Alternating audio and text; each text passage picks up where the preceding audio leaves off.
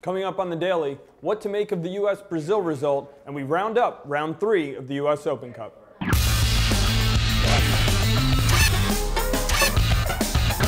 Welcome to the Daily for Thursday, May 31st with Greg Lalas. I'm Jason Saghini. The big news coming out of yesterday, the USA losing 4-1 to Brazil, and really they ran into a powerhouse. Brazil took their chances when they had them. Neymar looked great for the Brazilians. The U.S., there are some good and some bad to take out of it, Greg. What are your thoughts? Well, I think after the 5-1 victory over Scotland last weekend, I think the confidence was very high for the U.S. team going into this one.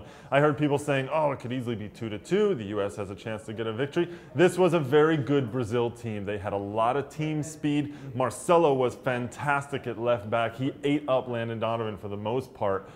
But saying that, the U.S. team, despite the 4-1 loss and the 4-1 scoreline, I think the U.S. played well. They created chances. They got into the attack. They moved the ball the way they want to. Oguchi hit the crossbar on a header. Clint Dempsey had a very good chance to put a goal in the second half.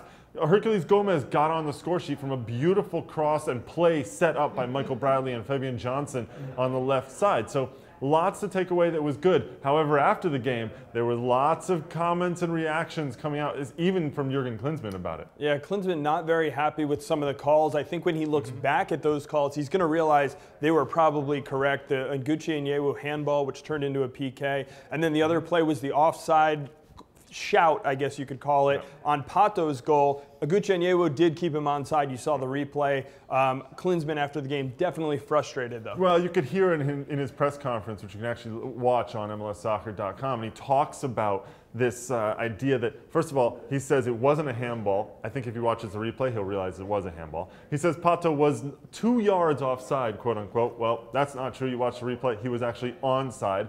Carlos Bocanegra had some interesting things to say as well about the handball on Oguchi. He said, well, any other team but Brazil, they would not get that call for a penalty.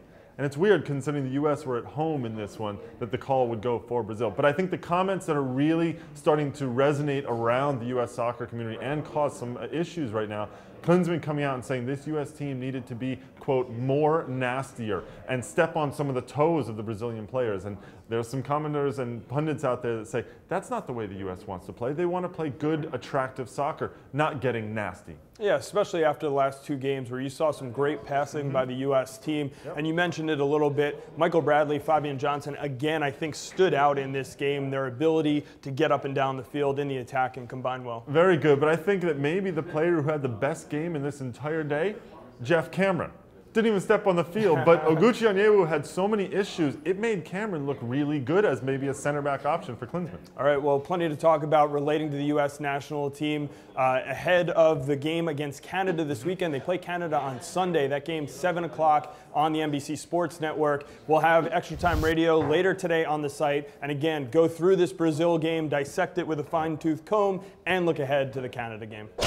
99th edition of the U.S. Open Cup continued last night. It wrapped up the 3rd round. Seattle Sounders getting a 5-1 victory over the Atlanta Silverbacks, really putting a stamp on this tournament. Yeah, Semi Ochoa, 2 goals for the Sounders. I think they're basically Seattle, who, by the way, have won the last 3 U.S. Open Cups. Obviously, it's a very important tournament for them.